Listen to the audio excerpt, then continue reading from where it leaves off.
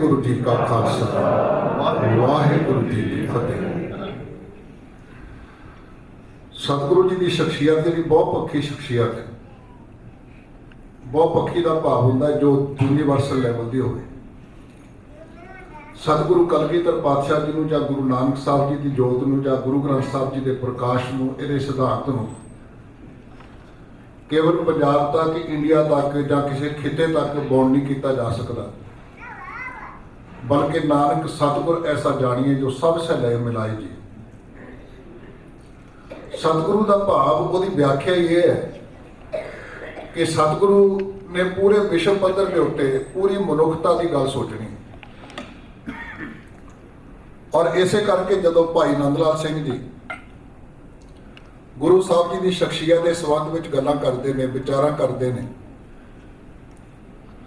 उन्होंने एक विचार बख्शिश की। कहते जो मैं कलगीधर पातशाह जी के दर्शन करदा तो मैनूं नासरो मंसूर गुरु गोबिंद सिंह नजर आते। नासर का भाव होंदा मददगार। कोई बंदा अपनी कम्यूनिटी लैवल तक मदद करता है, कोई दूजे दो चार होर बंदियां की गल करता, क्योंकि कई तरह के लोग जिंदगी जिउंदे। कुछ लोग अपने परिवार तक जिंदगी जिउंदे ने, उन्होंने जो कुछ करना अपनी फैमिली लाइफ का करना। कुछ लोग इस तो बहुत थोड़ा जा अगे निकलते हैं जिन्होंने असीं राष्ट्रवाद कहते हैं। वो राष्ट्र वास्ते अपनी जान भी दे देंगे, लेकिन राष्ट्रवादी भी पूरी मन पद्धर की गल नहीं करता, क्योंकि राष्ट्र एक खिता हो गया। लेकिन सतगुरु की जिहड़ी सोच है या मदद करने की गल है, वो अपने धर्म तो, अपने निज तो, अपने देश तो, अपने खिते तो बाहर उठ के पूरी मन पद्धर की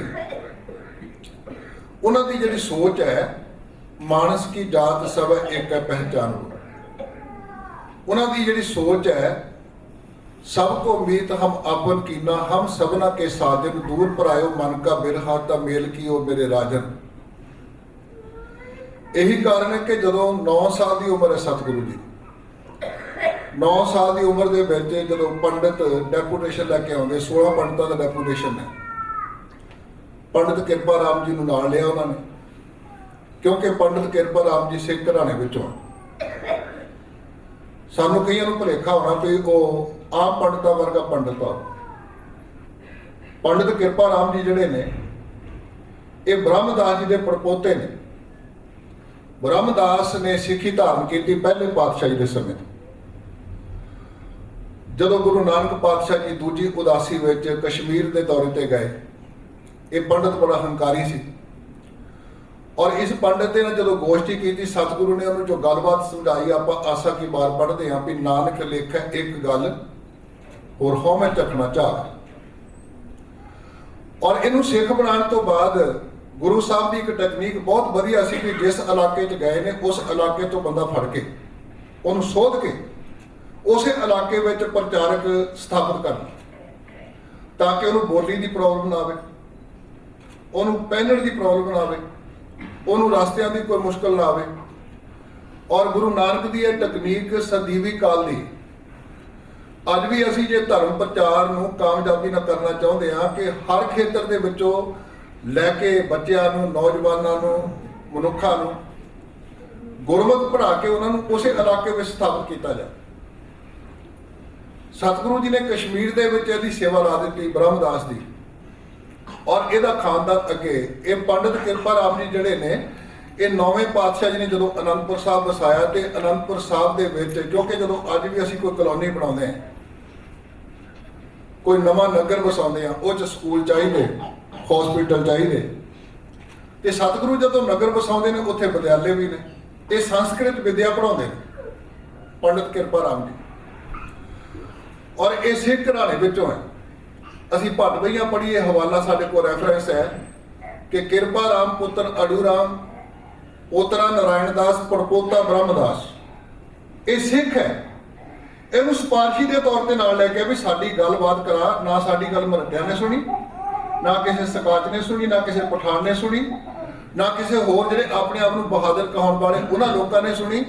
कि साडी गुरु तेग बहादुर साहब तक पहुँच करवा, क्योंकि शेर अफगान ने कहता भी जे थानू मौका देना ਜੇ ਤੁਸੀਂ ਕੁਝ ਕਰ ਸਕਦੇ ਹੋ ਕਰ ਲਓ, ਨਹੀਂ ਤਾਂ ਜੋ ਕੁਝ ਮੈਨੂੰ ਹੁਕਮ ਹੈ ਉਹਦੇ ਮੁਤਾਬਕ ਤੁਹਾਡੇ ਜੰਝੂ ਵੀ ਲੱਥਣਗੇ, ਤੁਹਾਡੇ ਸਿਰ ਵੀ ਲੱਥਣਗੇ।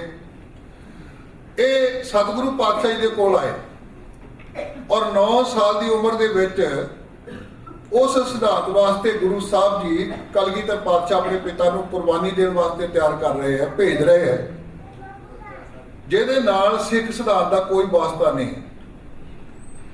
ਪਹਿਲੇ ਪਾਤਸ਼ਾਹ ਜੀ ਦੇ ਗਲ ਵਿੱਚ ਜਦੋਂ ਜਨੇਊ ਪਾਉਣ ਲੱਗਾ, ਪੰਡਤ ਹਰਿਆਲ ਜੀ ਪਾਉਣ ਲੱਗੇ ਨੇ, ਸਤਿਗੁਰੂ ਕਹਿੰਦੇ ਵੀ ਨਹੀਂ, ਇਹੋ ਜਿਹਾ ਧਾਗਾ ਮੈਨੂੰ ਨਹੀਂ ਚਾਹੀਦਾ ਜਿਹੜਾ ਮਾਂ ਤੇ ਪੁੱਤਰ ਨੂੰ ਇਕੱਠਾ ਨਾ ਹੋਣ ਦੇਵੇ, ਭੈਣ ਤੇ ਭਰਾ ਦੇ ਅੰਦਰ ਵਿਤਕਰਾ ਖੜਾ ਕਰੇ, ਮਨੁੱਖਤਾ ਦੇ ਅੰਦਰ ਵਿਤਕਰੇ ਖੜੇ ਕਰੇ, ਵਰਣ ਪੈਦਾ ਕਰੇ, ਮੈਨੂੰ ਇਹ ਸਿਧਾਂਤ ਨਹੀਂ ਚਾਹੀਦਾ।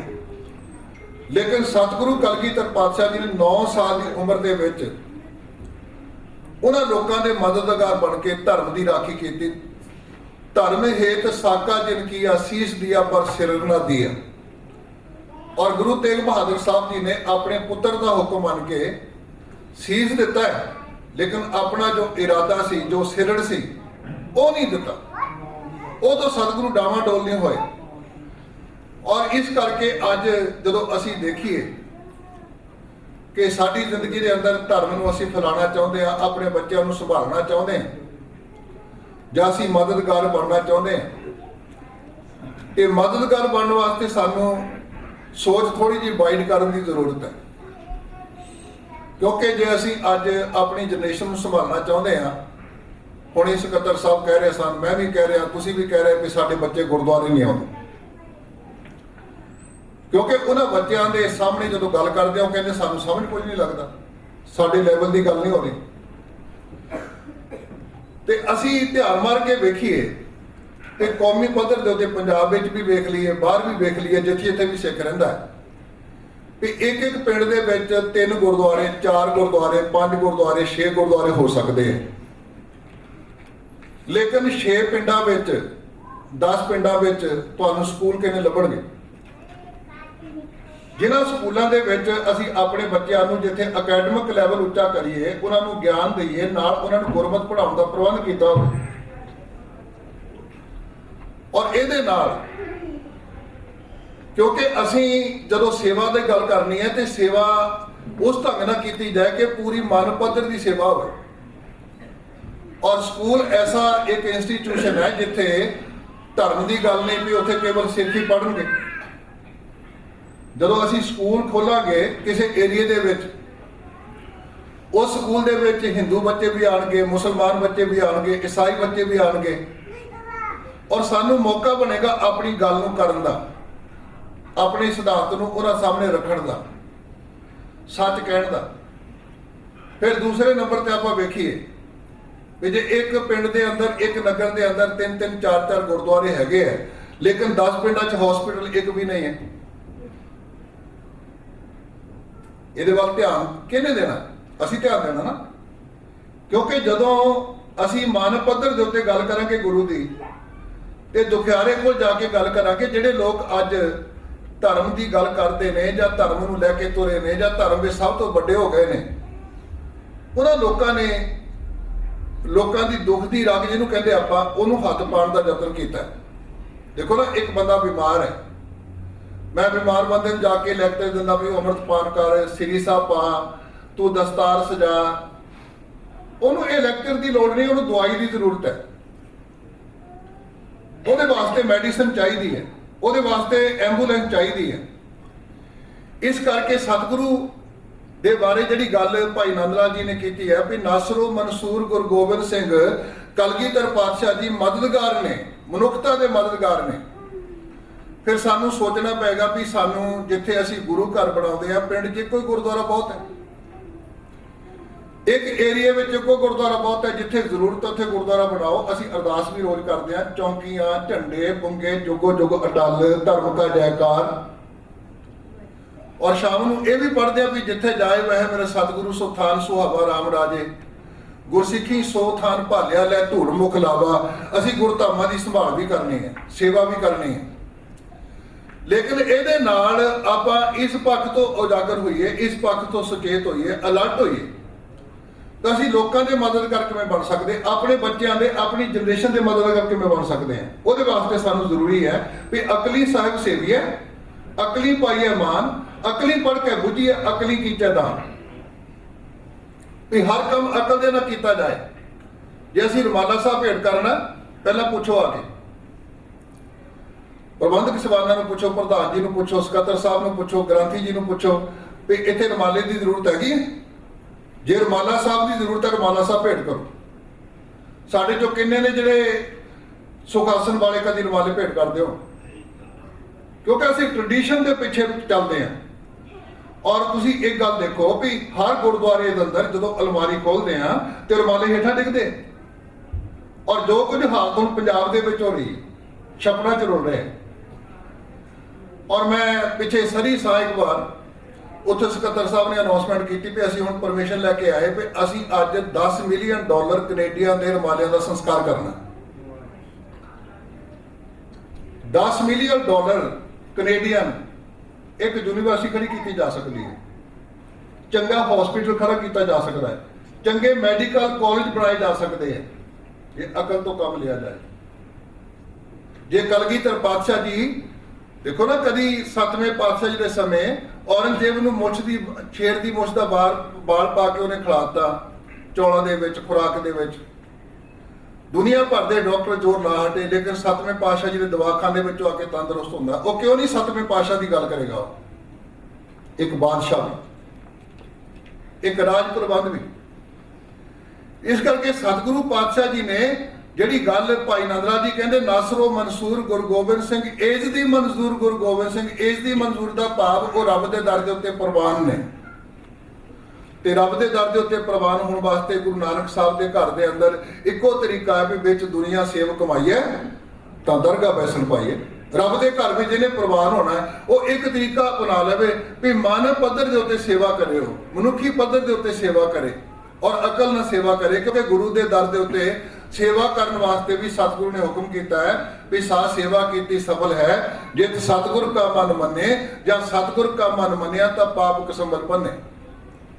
ਤੇ ਅੱਜ ਕਲਗੀਧਰ ਪਾਤਸ਼ਾਹ ਜੀ ਦਾ ਅਸੀਂ ਗੁਰਪੁਰਬ ਮਨਾ ਰਹੇ ਹਾਂ ਤੇ ਪਰਨ ਕਰੀਏ ਵੀ ਅਸੀਂ ਹੁਣ ਇਹਦੇ ਵੱਲ ਧਿਆਨ ਦੇਣਾ ਵੀ ਆਪਣੇ ਸਾਡੇ ਸਕੂਲ ਕਾਇਮ ਹੋਣ। ਕਿੰਨਾ ਚਿਰ ਤੁਹਾਡੇ ਬੱਚੇ ਜਾ ਕੇ ਆ ਊੜੇ ਦੀ ਗੱਲ ਕੀਤੀ ਗਈ, ਜੂੜੇ ਦੀ ਗੱਲ ਕੀਤੀ ਗਈ, ਦੂਜਿਆਂ ਦੇ ਸਕੂਲਾਂ 'ਚ ਕਿੰਨਾ ਕੁ ਚਿਰ ਤੁਸੀਂ ਸੰਭਾਲੋਗੇ? ਜਦੋਂ ਬੱਚੇ ਦੇ ਜੂੜੇ ਨੂੰ, ਪਟਕੇ ਨੂੰ, ਦਸਤਾਰ ਨੂੰ ਟੱਚ ਕਰਕੇ ਮਖੌਲ ਕੀਤਾ ਜਾਂਦਾ, ਉਹ ਕਿੰਨਾ ਕੁ ਚਿਰ ਟੋਲਰੇਟ ਕਰੇਗਾ ਬੱਚਾ? ਗੁਰੂ ਸਾਹਿਬ ਨੇ ਨਗਰ ਵਸਾਏ, ਉਹਦਾ ਕੋਈ ਕਾਰਨ ਸੀ ਵੀ ਸਾਡੇ ਬੱਚਿਆਂ ਨੂੰ এনवायरमेंट ਮਿਲੇ, ਸਾਡੇ ਬੱਚਿਆਂ ਨੂੰ ਮਾਹੌਲ ਮਿਲੇ, ਸਾਡੇ ਬੱਚਿਆਂ ਨੂੰ ਐਟਮੋਸਫੀਅਰ ਮਿਲੇ। ਅਸੀਂ ਨਾ ਘਰ ਵਿੱਚ ਦਿੱਤਾ, ਨਾ ਗੁਰਦੁਆਰੇ ਦਿੱਤਾ, ਨਾ ਸਕੂਲ ਵਿੱਚ ਦਿੱਤਾ। ਫਿਰ ਆਸ ਕਰਦੇ ਆ ਸਾਡੇ ਬੱਚੇ ਸਿੱਖ ਬਣ, ਕਿੱਥੋਂ ਬਣ ਗਏ? ਅਸੀਂ ਆਸ ਕਰਦੇ ਆ ਵੀ ਸਾਡੇ ਬੱਚੇ ਬਾਬਾ ਅਜੀਤ ਸਿੰਘ ਤੇ ਜੁਝਾਰ ਸਿੰਘ ਹੋਣੇ ਚਾਹੀਦੇ ਆ, ਸਾਡੀ ਬੱਚੀ ਮਾਤਾ ਸਾਹਿਬ ਕੌਰ ਹੋਣੀ ਚਾਹੀਦੀ ਹੈ, ਮਾਤਾ ਅਜੀਤ ਕੌਰ ਹੋਣੀ ਚਾਹੀਦੀ ਹੈ। ਉਹ ਕਿਵੇਂ ਹੋਏਗੀ? ਉਹਨੂੰ ਕਿਹੜਾ ਮਾਹੌਲ ਕ੍ਰੀਏਟ ਕੀਤਾ? ਇਸ ਕਰਕੇ ਸਤਿਗੁਰੂ ਪਾਤਸ਼ਾਹ ਜੀ ਨੇ ਜੋ ਸਾਡੇ ਸਾਹਮਣੇ ਏਜ ਦੀ ਮਨਜ਼ੂਰ ਗੁਰੂ ਗੋਬਿੰਦ ਸਿੰਘ, ਔਰ ਇਹ ਸਿੱਧੀ ਮਦਦ ਹੋਏਗੀ ਮਨੁੱਖਤਾ ਦੀ ਲੁਕਾਈ ਦੀ। ਫਿਰ ਭਾਈ ਸਾਹਿਬ ਜੀ ਨੇ ਗੱਲ ਕੀਤੀ, ਕਹਿੰਦੇ ਖਾਲਸੋ ਬੇਕੀਨਾ ਗੁਰੂ ਗੋਬਿੰਦ ਸਿੰਘ। ਕੀਨਾ ਦਾ ਅਰਥ ਹੁੰਦਾ ਕਿਸੇ ਨੂੰ ਹੇਠ ਕਰਨੀ, ਕਿਸੇ ਨਾਲ ਸਾੜਾ ਰੱਖਣਾ, ਕਿਸੇ ਨੂੰ ਜੈਲਸੀ ਕਰਨੀ। ਕਿਉਂਕਿ ਸਿੱਖ ਸਿਧਾਂਤ ਜਿਹੜਾ ਹੈ ਉਹ ਇੱਥੋਂ ਤੱਕ ਪਿਆਰ ਦਿੰਦਾ ਵੀ ਇੱਕ ਫਿੱਕਾ ਨਾ ਗਲਾਏ, ਸਭਨਾ ਮੈਂ ਸੱਚਾ ਧਨੀ, ਹਿਆਉ ਨਾ ਕਹੀਂ ਠਾਹੇ, ਮਾਨਕ ਸਭ ਅਮੋਲ ਵੇ। ਸਾਧ ਸੰਗ ਚਿੰਤ ਬਿਰਾਨੀ ਛਾਡੀ, ਅੰਗ ਬੁੱਧ ਮੋਹ ਮਨ ਵਾਸਨ, ਦੇ ਕਰ ਗੜਹਾ ਗਾਡੀ। ਨਾ ਕੋ ਮੇਰਾ ਦੁਸ਼ਮਨ ਰਿਹਾ, ਨਾ ਹਮ ਕਿਸਕੇ ਬੈਰਾਈ। ਬ੍ਰਹਮ ਪਸਾਰ ਪਸਾਰਿਓ ਭੀਤਰ, ਸਤਿਗੁਰ ਤੇ ਸੋਝੀ ਪਾਈ। ਸਭ ਕੋ ਮੀਤ ਹਮ ਆਪਨ ਕੀਨਾ, हम सबना के साजन, दूर परायो मन का बिरहा, ता मेल कियो मेरे राजन। और यही कारण है कि कलगीधर पातशाह जी उन्हां दी जंगां पढ़ो ते किसी जंग वास्ते सतगुरु ने कभी भी किसी ते अटैक नहीं किया भी किसी ते हमला किया होवे। इस्लाम जिन्नियां जंगां लड़दा, औरंगजेब जिन्ना लड़दा, पहाड़ी राजे जिन्ने लड़ते ने, अज भी उन्हां लोकां दा जोर लग्या भी साडा धर्म फैलना चाहिए, डंडे दे जोर नाल धर्म फैलाओ। लेकिन कलगीधर पातशाह जी ने कोई जंग ऐसी लड़ी होवे जां जंग दे विच किसी नूं अपना धर्म बदलण वास्ते कहा होवे कि तैनूं असीं इस करके मार रहे हां तेरे नाल इस करके जंग कर रहे हैं भी तेरा धर्म बदलना है। सतगुरु ने बिल्कुल नहीं किया, बल्कि दूजे ने धर्म की राखी की है, क्योंकि अंदर ईर्खा नहीं। खालसो बेकीना खालसो का पाप पवित्रता भरिया निर्मल हिरदा, बेकीना का पाप जिहदे अंदर कोई हेट नहीं, मनुखता प्रति प्यार ही प्यार है। और यही कारण है कि सतगुरु पातशाह जी के सामने जो दुश्मन चढ़ के आते, पहाड़ी राजा ने सोचा भी गुरु कलगीधर पातशाह बहुत थोड़े सिंघां दे नाल चमकौर साहब चों निकल रहे हैं, जो कुरुक्षेत्र तो वापस आए प्रचार फेरी करके, तो हुण घेरने बड़े सौखे। उन्होंने माया खर्च करके लालच दे के सैदबेग नूं मंगाया ताकि गुरु गोबिंद सिंह नूं खत्म किया जा सके। जो सैदबेग सामने आया तो गुरु साहब के दर्शन करने तो बाद कहता भी खुदा आमद के खुदा बंदा आमद, वो सदा वास्ते गुरु दा होके रह गया। फिर पीर बुद्धू शाह जी का ब्रदर इन ला, बीबी नसीरा का ब्रदर, औरंगजेब ने कहा भी हुण जाओ गुरु गोबिंद सिंह पातशाह जी को खत्म करना रल के असीं। और ये देखो तुसीं तकनीक उन्हां लोकां दी, असीं अज वेखदे ना जो पंजाब दे विच पिछे इलैक्शन होया, इलैक्शन दे विच की वेखिया भी तीजी धिर खड़ी हो रही है, लेकिन दो धिरां ने पुरानियां ने कंप्रोमाइज कर लिया, जिन्हां दा आपस में कोई वास्ता नहीं, आपस में कोई लैण देण नहीं, भी तीजी धिर नहीं आनी चाहिए। यह सिद्धांत अज ही नहीं खड़ा होया, मुगलों ते पहाड़ियां का कोई जोड़ नहीं है, लेकिन गुरु गोबिंद सिंह पातशाह जी को खत्म करने वास्ते मुगल ते पहाड़ी दोनों घिओ खिचड़ी हो गए कि आप रल के घेरा पाते हैं, क्योंकि साढ़े दोनों वास्ते खतरा, पहाड़ियां वास्ते भी खतरा है, मुगलों वास्ते भी खतरा है। इस करके दोनों रल के इस ताकत को, जी तीजी ताकत साढ़े सामने आ रही है, इनू समाप्त करो।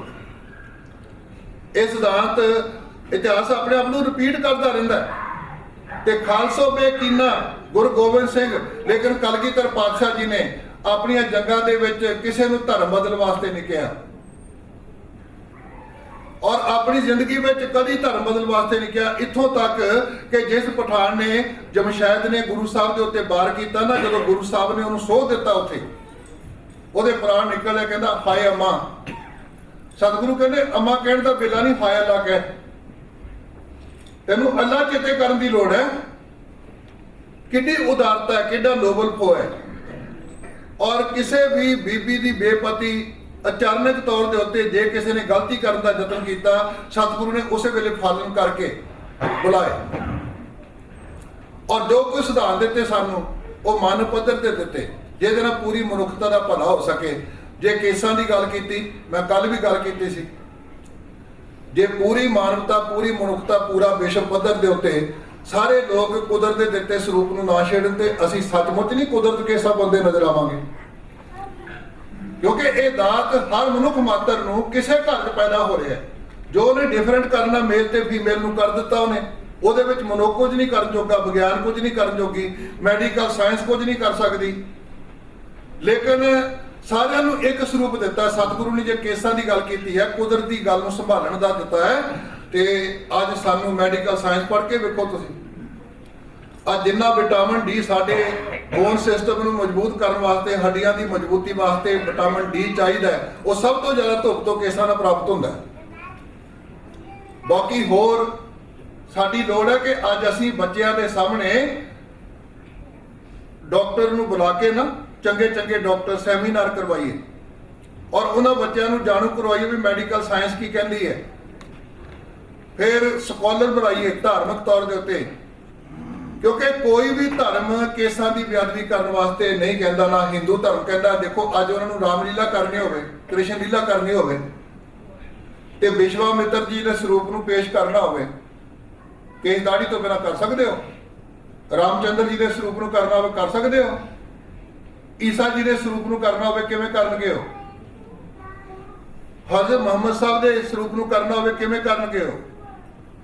ਇਸ ਕਰਕੇ ਵਿਸ਼ਵ ਪੱਧਰ ਦੇ ਉੱਤੇ ਵੀ ਵੱਖ-ਵੱਖ ਧਰਮਾਂ ਦੀ ਰਾਏ ਜਿਹੜੀ ਹੈ ਉਹ ਇਹਦੇ ਬਾਰੇ ਕੀ ਹੈ, ਅੱਜ ਬੱਚਿਆਂ ਨਾਲ ਡਾਇਲੌਗ ਕਰਨ ਦੀ ਜ਼ਰੂਰਤ ਹੈ, ਬੈਠ ਕੇ ਸੋਚਣ ਦੀ ਲੋੜ ਹੈ। ਫਿਰ ਸਤਿਗੁਰੂ ਪਾਤਸ਼ਾਹ ਜੀ ਨੇ ਪਰ ਇਸਤਰੀ ਪਰ ਪੁਰਸ਼ ਦੀ ਸੰਗ ਕੀਤੀ, ਤੇ ਅੱਜ ਏਡਸ ਜਿਸ ਲੈਵਲ ਦੇ ਉੱਤੇ ਪੂਰੇ ਵਿਸ਼ਵ ਪੱਧਰ ਦੇ ਉੱਤੇ ਇੱਕ ਜੰਗ ਦੀ ਤਰ੍ਹਾਂ ਸਤਿਆਨਾਸ਼ ਕਰ ਰਹੀ ਹੈ, ਮਨੁੱਖਤਾ ਦੀ ਦੁਸ਼ਮਣ ਬਣ ਕੇ ਚੱਲ ਰਹੀ ਹੈ, ਕਿ ਇਹ ਕੇਵਲ ਸਿੱਖ ਦਾ ਨੁਕਸਾਨ ਹੁੰਦਾ। सतगुरु कहते मैं पूरी मनुखता की गल सोचनी चाहता, जे हिंदू नूं हो गई ओदी भी मौत होनी, मुसलमान नूं हो गई ओदी मौत होनी, ईसाई नूं हो गई ओदी जिंदगी बर्बाद होनी। ਇਹ ਗੱਲ ਸਾਰੀ ਵਿਸ਼ਵ ਪੱਧਰ ਦੀ ਗੁਰੂ ਸਾਹਿਬ ਨੇ ਗੱਲ ਕੀਤੀ ਹੈ ਵੀ ਜੇ ਆਪਣੇ ਜੀਵਨ ਨੂੰ ਤੁਸੀਂ ਪਵਿੱਤਰ ਰੱਖੋਗੇ, ਜਿੰਨਾ ਜੀਵਨ ਪਵਿੱਤਰ ਰੱਖੋਗੇ ਉਨੀ ਪਵਿੱਤਰਤਾ ਦੇ ਨਾਲ ਸਾਡੀ ਧਰਤੀ ਪਵਿੱਤਰ ਰਹੇਗੀ, ਸਾਡੀ ਸੋਚ ਪਵਿੱਤਰ ਰਹੇਗੀ। पर बेटी को बेटी जाने, पर स्त्री को मात बखाने, अपनी स्त्री से रत होई, रहतबान गुर का सिख सोई। इस करके रहतनामे विच सतगुरु ने संकेत दिते, पर नारी जुआ असत चोरी मदरा जान, पांच ऐब जे जगत में तजे सो सिंह सुजान। सियाणा सिख वो हो सकता है जिहड़ा इन्हां पंजां ऐबां तो बच के रहे। पर नारी जुआ असत मैंने झूठ, चोरी मदरा जान, मदरा मैंने शराब नशे, पांच ऐब जे जगत में तजे सो सिंह सुजान। असी सियाणे सिख बनना ते सियाणे सिख बनने वास्ते किहड़ी किहड़ी क्वालिटी चाहिदी है साडे रहतनामे दस रहे।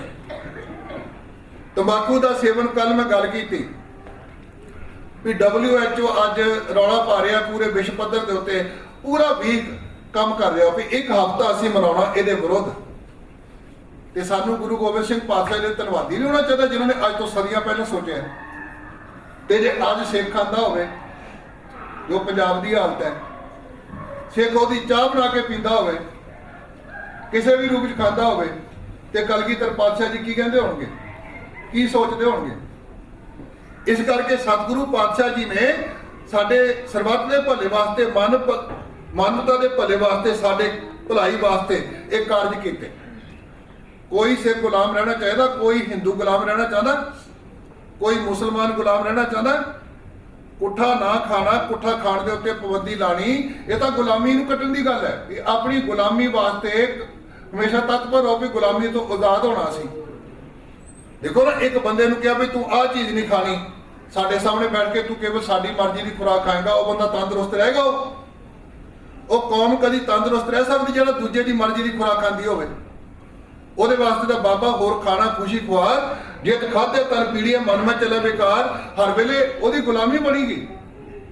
ਉਹ ਆਪਣੀ ਮਰਜ਼ੀ ਦਾ ਪਹਿਨ ਨਹੀਂ ਸਕਦੇ, ਆਪਣੀ ਮਰਜ਼ੀ ਦੀ ਬੋਲ ਨਹੀਂ ਸਕਦੇ ਬੋਲੀ, ਆਪਣੀ ਮਰਜ਼ੀ ਦੀ ਖੁਰਾਕ ਨਹੀਂ ਖਾ ਸਕਦੇ। ਸਤਿਗੁਰੂ ਪਾਤਸ਼ਾਹ ਜੀ ਨੇ ਇਹ ਪਾਬੰਦੀ ਲਾਈ ਤਾਂ ਕਿ ਸਾਡੇ ਜੀਵਨ ਦੇ ਵਿੱਚ ਅਹਿਸਾਸ ਹੋਵੇ, ਫਰੀਦਾ ਬਾਰ ਪਰਾਇਆ ਵੈਸਣਾ ਸਾਈਂ ਮੁਝੇ ਨਾ ਦੇ, ਜੇ ਤੂੰ ਐਵੇਂ ਰਖਸੀ ਜੀਉ ਸਰੀਰੋਂ ਲੈ, ਤਾਂ ਕਿ ਕੌਮ ਗੁਲਾਮ ਨਾ ਹੋਵੇ। क्योंकि गुलामी जिहड़ी है वो लानत भरी है, उत्थे गैरत खत्म हो जाती, उत्थे अपनी बोली तुहाडी नहीं हो सकती, उत्थे तुहाडी अपना पहरावे की गल नहीं होनी, उत्थे अपनी तुहाडी सोच खुराक की गल नहीं होनी। और वो कौम अज भी गुलाम हो सकती जिहड़ी कौम इन्हां तिन्नां गल्लां वल ध्यान नहीं दिंदी, अपनी खुराक वल, अपने पहरावे वल, अपनी बोली वल। इस करके जिन्नियां मर्जी भाषावां बच्चों नूं पढ़ाओ, लेकिन अपनी माँ बोली वास्ते तत्पर हो जाओ। घर के अंदर तुहानूं पंजाबी आती है, अपने बच्चों को पंजाबी बोलो, पंजाबी लिखाओ, पंजाबी च गल करो। ते साडी हुण त्रासदी है भी असीं घर च इंडिया दे विच भी ना उत्थे हिंदी बोलते हैं, घर च आंदी भी नहीं हुंदी हिंदी, ते बाहर अंग्रेजी घोटते हैं। वो भी इदां दी हुंदी भी पिंडा, मैं रोडां बड़ियां देखियां, मैं बाहर पिंडा च लोकमारी इदां दी अंग्रेजी बोलते सी, लोकमारी बाहर देखिया सी। ते जदों किते गालां कढणीआं हुण फिर पंजाबी च कढदे हैं। फिर ਉਹਨੂੰ ਕਹਿੰਦੇ ਮੈਂ ਅਸੀਂ ਤੈਨੂੰ ਹੁਣ ਮੈਂ ਪੰਜਾਬੀ ਚ ਸਮਝਾਉਣ ਲੱਗਾ, ਪੰਜਾਬੀ ਇਸ ਵਾਸਤੇ। ਪੰਜਾਬੀ ਤਾਂ ਉਹ ਭਾਸ਼ਾ ਹੈ ਜਿਹਦੇ ਵਿੱਚ ਦੁਨੀਆ ਦਾ ਸਰਵੋਤਮ ਗ੍ਰੰਥ ਲਿਖਿਆ ਗਿਆ ਹੈ, जिस ग्रंथ ने अवल अल्लाह नूर उपाया, कुदरत के सब बंदे एक नूर ते सब जग उपजया, कौन भले को मंदे लोगा भरम ना भूलो पाई, खालक खलक खलक में खालक पूरा हो सरब ठाई। इस करके सतगुरु पातशाह कहते भी अपनी जिंदगी में मैं गुरु गोबिंद सिंह पातशाह के दर्शन करता है तो बेकीना ने उन्होंने अंदर ईर्खा नहीं दूजिया प्रति। असी अज कलगीधर पातशाह का गुरपुरब मना रहे हैं, तो अपने अंदर ध्यान मार के देखिए कौमी पद्धर के उत्ते भी किन्नी ईर्खा साडे हर थां दे उत्ते काम कर रही है। रहतनामे कहते भी जे सिख ना सिख लड़ पवे ना ते रात नूं सौण तो पहला फतेह ना बुलावे ते सिख तनखाईया। सिख ना सिख लड़ पवे ਤੇ ਰਾਤ ਨੂੰ ਸੌਣ ਤੋਂ ਪਹਿਲਾਂ ਫਤਿਹ ਨਾ ਬੁਲਾ ਕੇ ਸੌਵੇਂ, ਸਿੱਖ ਤਨਖਾਹੀ ਹੈ। ਤੇ ਮੈਂ ਕਹਿੰਦਾ ਸਾਰੀ ਕੌਮ ਤਨਖਾਹੀਆ ਦੀ ਹੈ ਮੇਰੇ ਸਮੇਤ।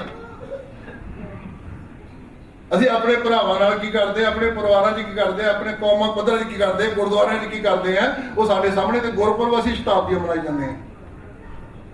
ਅਸੀਂ ਗੁਰੂ ਗ੍ਰੰਥ ਸਾਹਿਬ ਦੀ ਵੀ ਮਨਾ ਲਈ, ਕਲਗੀਧਰ ਪਾਤਸ਼ਾਹ ਜੀ ਮਨਾ ਰਹੇ ਆ, ਨਾਨਕ ਪਾਤਸ਼ਾਹ ਦੀ ਆ ਰਹੀ ਹੈ 550 ਸਾਲਾ, ਉਹ ਵੀ ਮਨਾ ਰਹੇ ਆ। ਨਗਰ ਕੀਰਤਨ ਵੀ ਕੱਢ ਲੈਣੇ, ਸਭ ਕੁਝ ਕਰ ਲੈਣਾ। ਲੇਕਿਨ ਜੀਵਨ ਪੱਧਰ ਕਿੱਥੇ ਖੜਾ ਹੈ? ਜੀਵਨ ਦਾ ਲੈਵਲ ਕੀ ਹੈ? ਸਤਿਗੁਰੂ ਦੀ ਜਦੋਂ ਅਸੀਂ ਗੁਰਪੁਰਬ ਮਨਾਉਂਦੇ ਆ ਨਾ, ਹਿਸਾਬ ਕਿਤਾਬ ਕਰਦੇ ਆ, ਗੋਲਕ ਦਾ ਹਿਸਾਬ ਕਰਨਾ ਨਾ, ਕਿੰਨੀ ਇਨਕਮ ਹੋਈ, ਕਿੰਨੇ ਪ੍ਰੋਗਰਾਮ ਹੋਏ ਸਾਲ ਦੇ ਵਿੱਚ, ਸਾਰਾ ਕੁਝ ਕਰਨਾ ਆਪਾਂ।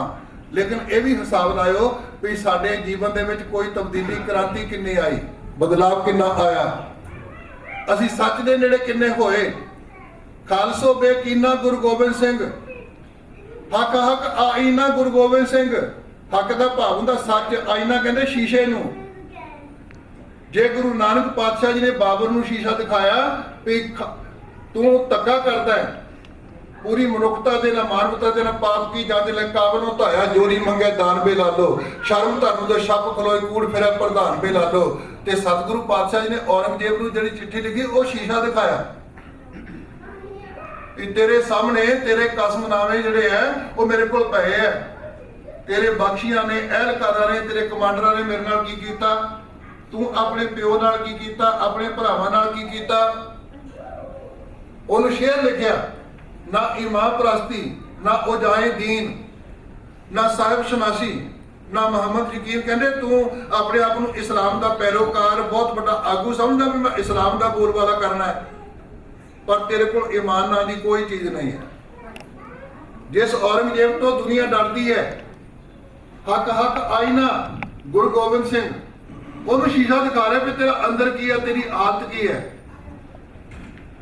ਨਾ ਇਮਾਮ ਪ੍ਰਸਤੀ, ਨਾ ਉਜਾਏ ਦੀਨ, ਨਾ ਤੈਨੂੰ ਦੀਨ ਦੀ ਕੋਈ ਜਾਣਕਾਰੀ ਹੈ, ਤੈਨੂੰ ਧਰਮ ਦੀ ਜਾਣਕਾਰੀ ਹੋਵੇ ਤੇ ਤੂੰ ਦੂਜਿਆਂ ਦੇ ਧਰਮ ਦਾ ਰਸਤਾ ਕਿਉਂ ਬੰਦ ਕਰੇ, ਦੂਜਿਆਂ ਦੇ ਧਰਮਾਂ ਦੇ ਉੱਤੇ ਜ਼ੁਲਮ ਕਿਉਂ ਕਰੇ।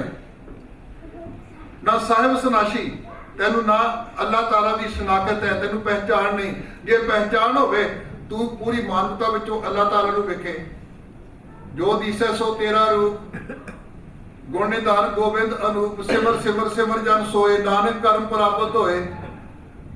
ਨਾ ਮੁਹੰਮਦ ਯਕੀਨ, ਤੇਰੇ ਉੱਤੇ ਮੁਹੰਮਦ ਸਾਹਿਬ ਦਾ, ਤੇਰੇ ਤੇ ਤੈਨੂੰ ਕੋਈ ਯਕੀਨ ਨਹੀਂ ਮੁਹੰਮਦ ਸਾਹਿਬ ਦਾ।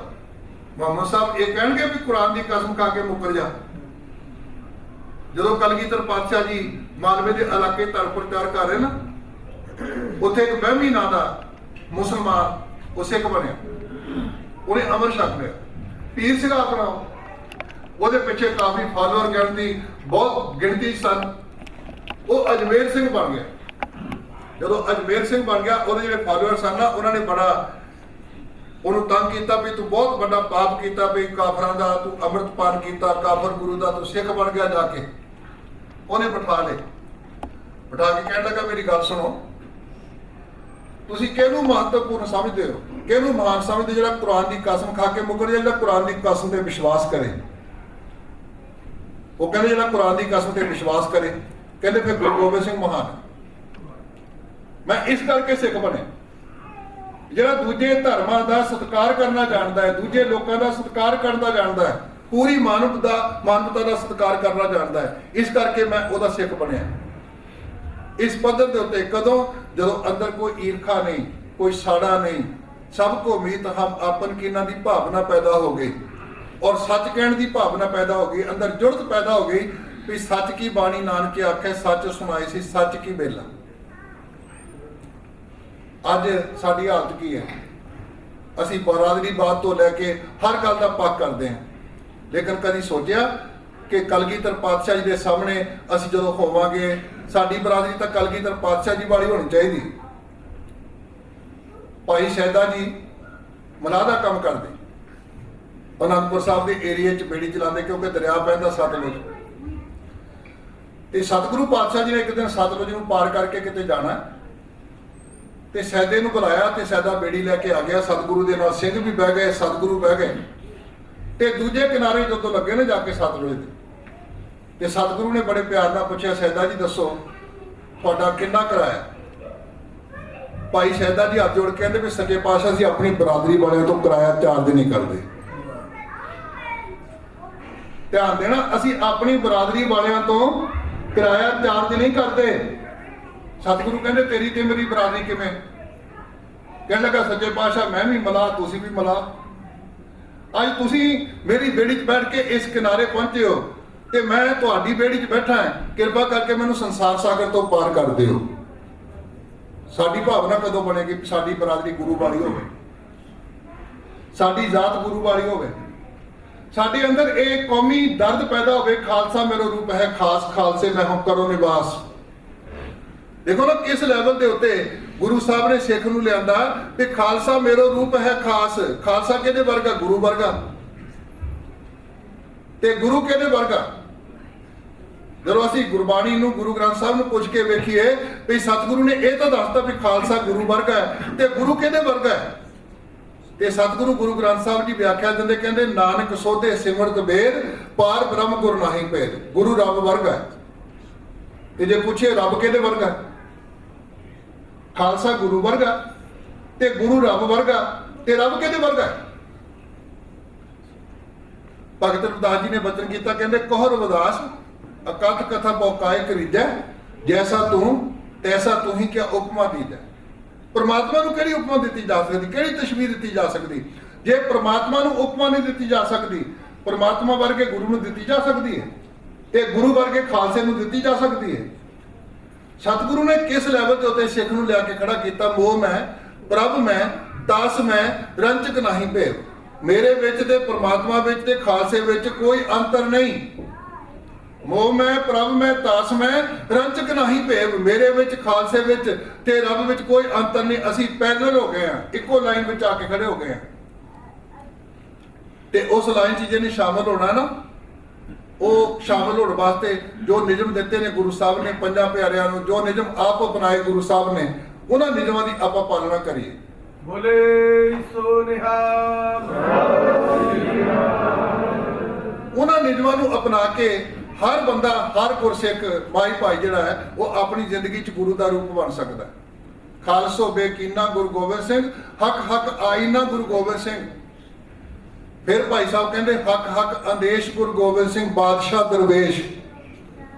दुनिया अंदर कोई बादशाह होंदा, कोई दरवेश होंदा है, इक्को गल हो सकती, या तो घर बार छड़ के दरवेश बन जाए या फिर बादशाह बन जाए, तख्त ते बह जाए।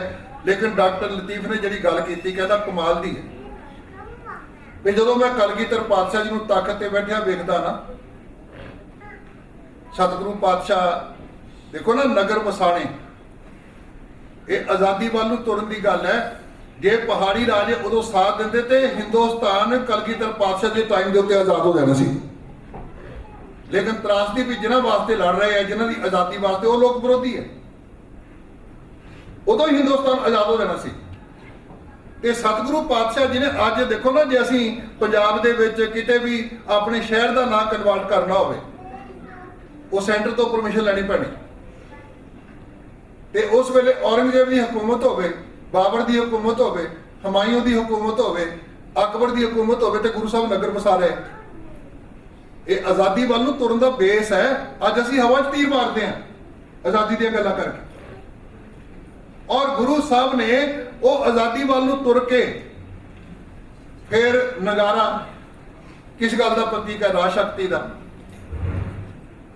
निशान साहब किहदा प्रतीक है? राज शक्ति का। चौर किहदा प्रतीक है? राज शक्ति का।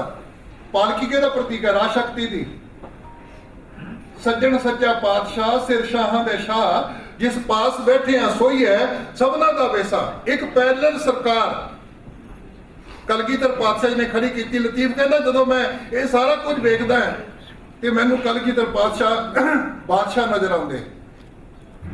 फिर कहना जो मैं वेखदा है कलगीधर पातशाह ढाला भर भर के अपने योद्धियां नूं बन रहे हैं, कवियां नूं बन रहे हैं, कहना मैनू दाते नजर आते। जो मैं वेखदा है सतगुरु पातशाह नूं कि हाथ में तीर कमान पकड़ के, तलवार पकड़ के, ढाल पकड़ के लड़ रहे हैं, मैनू योधे प्रतीत होंदे है। कहना जो मैं वेखदा कि पौंटा साहब की धरती के उत्ते बैठ के सतगुरु काव्य रचना कर रहे, साहित्य रच रहे, कहना मैनू लिखारी प्रतीत होंदे है। ਪਰ ਕਹਿੰਦਾ ਜਦੋਂ ਪੰਜਾਂ ਪਿਆਰਿਆਂ ਨੂੰ ਅੰਮ੍ਰਿਤ ਪਾਨ ਕਰਵਾਉਣ ਤੋਂ ਬਾਅਦ ਗੋਡੇ ਟੇਕਦੇ ਆ ਵੀ ਹੁਣ ਜਿਹੜਾ ਅੰਮ੍ਰਿਤ ਤੁਸੀਂ ਪਾਨ ਕੀਤਾ ਉਹ ਅੰਮ੍ਰਿਤ ਮੈਨੂੰ ਪਾਨ ਕਰਾਓ। ਜਿਵੇਂ ਤੁਸੀਂ ਅੱਜ ਦਇਆ ਰਾਮ ਤੋਂ ਦਇਆ ਸਿੰਘ ਬਣੇ ਹੋ, ਧਰਮਦਾਸ ਤੋਂ ਧਰਮ ਸਿੰਘ ਬਣੇ ਹੋ, ਤੇ ਅੱਜ ਮੈਨੂੰ ਗੋਬਿੰਦ ਰਾਏ ਤੋਂ ਗੋਬਿੰਦ ਸਿੰਘ ਬਣਾਉਣ ਦੀ ਸ਼ਕਤੀ ਕੇਵਲ ਤੁਹਾਡੇ ਕੋਲ ਹੈ, ਇਹ ਪਾਵਰ ਕੇਵਲ ਤੁਹਾਡੇ ਕੋਲ ਹੈ। ਕਹਿੰਦਾ ਜਦੋਂ ਇਹ ਗੱਲ ਗੋਡੇ ਟੇਕ ਕੇ ਕਲਗੀਧਰ ਪਾਤਸ਼ਾਹ ਜੀ ਨੇ ਅੰਮ੍ਰਿਤ ਦੀ ਦਾਤ ਮੰਗੀ, ਕਹਿੰਦਾ ਮੈਨੂੰ ਭਿਖਾਰੀ ਪ੍ਰਤੀਤ ਹੁੰਦੇ ਆ। ਇਸ ਕਰਕੇ ਭਾਈ ਨੰਦ ਲਾਲ ਜੀ ਦੇ ਉਹ ਵਚਨ ਹੱਕ ਹੱਕ ਅੰਦੇਸ਼, ਅੰਦੇਸ਼ ਦਾ ਭਾਵ ਪਹਿਚਾਣ ਕਰਨ ਵਾਲਾ, ਸੱਚ ਦੀ ਪਹਿਚਾਣ ਕਰਨ ਵਾਲੇ ਗੁਰੂ ਗੋਬਿੰਦ ਸਿੰਘ ਬਾਦਸ਼ਾਹ ਦਰਵੇਸ਼, ਗੁਰੂ ਗੋਬਿੰਦ ਸਿੰਘ ਉਹ ਬਾਦਸ਼ਾਹ ਦਰਵੇਸ਼ ਨੇ ਔਰ ਸਾਨੂੰ ਇਹ ਬਾਦਸ਼ਾਹੀ ਦਰਵੇਸ਼ੀ ਦਿੱਤੀ ਸਤਿਗੁਰੂ ਪਾਤਸ਼ਾਹ ਜੀ ਨੇ। ਅਸੀਂ ਆਪਣੇ ਪੁੱਤਰਾਂ ਧੀਆਂ ਵਿੱਚ ਰਹਿੰਦੇ ਆ, ਪਰਿਵਾਰ ਵਿੱਚ ਰਹਿੰਦੇ ਆ। ਸਤਿਗੁਰੂ ਕੀ ਐਸੀ ਵਡਿਆਈ ਪੁੱਤਰ ਕਲੱਤਰ ਵਿੱਚੇ ਗਤ ਪਾਈ। ਸਤਿਗੁਰੂ ਕਿਰਪਾ ਕਰੇ ਕਿ ਸਾਨੂੰ ਇਹ ਜੀਵਨ ਜਾਚ ਪ੍ਰਾਪਤ ਹੋਵੇ, ਅਸੀਂ ਗੁਰੂ ਕੇਵਲ ਗੁਰੂ ਗ੍ਰੰਥ ਸਾਹਿਬ ਨੂੰ ਮੰਨੀਏ। ਸਾਡਾ ਜੋ ਸਿਧਾਂਤ ਗੁਰੂ ਸਾਹਿਬ ਨੇ ਬਖਸ਼ਿਸ਼ ਕੀਤਾ, ਸਾਨੂੰ ਪੁੱਤਰਾਂ ਵਾਲਾ ਮਾਣ ਦਿੱਤਾ, ਆਪਣੇ ਪੁੱਤਰਾਂ ਤੋਂ ਵੱਧ ਦਿੱਤਾ। ਇਨ ਪੁੱਤਰਨ ਕੇ ਸੀਸ ਪੈ ਬਾਰ ਦੀਏ ਸੁਧ ਚਾਰ, ਔਰ ਸਿੱਖ ਹੋਣ ਦਾ ਮਾਣ ਪ੍ਰਾਪਤ ਕਰੀਏ। ਸਿੱਖ ਕੌਣ ਹੋ ਸਕਦਾ ਹੈ? ਜਿਹਨੇ ਸਿੱਖੀ ਸਿੱਖਿਆ ਗੁਰ ਵਿਚਾਰ, ਜਿਹਨੇ ਗੁਰੂ ਦੀ ਗੱਲ ਨੂੰ ਮੰਨਿਆ। ਸੋ ਸਿੱਖ ਸਖਾ ਬੰਧ ਪੈ ਭਾਈ, ਜੇ ਗੁਰ ਕੇ ਭਾਣੇ ਵਿੱਚ ਆਵੇ, ਆਪਣੇ ਭਾਣੇ ਜੋ ਚੱਲੇ ਭਾਈ ਵਿਛੜ ਚੋਟਾਂ ਖਾਵੇ। ਦਾਸ ਇੰਨਾ ਕੁਝ ਕਹਿੰਦਾ ਹੋਇਆ ਦਾਸ ਆਪ ਜੀ ਨੂੰ ਲੱਖ ਲੱਖ ਵਧਾਈ ਦਿੰਦਾ ਹੋਇਆ ਇੱਥੇ ਵਿਚਾਰਾਂ